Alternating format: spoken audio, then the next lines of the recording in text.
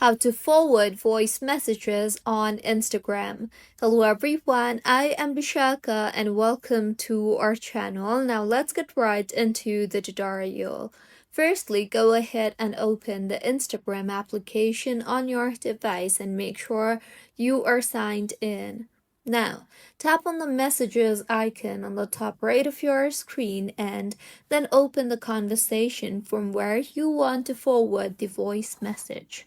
Once opened, navigate to the voice message that you want to forward and you will see the forward icon. However, if you don't see the forward icon, you can hold on the message and a menu will appear. There you will see the forward option.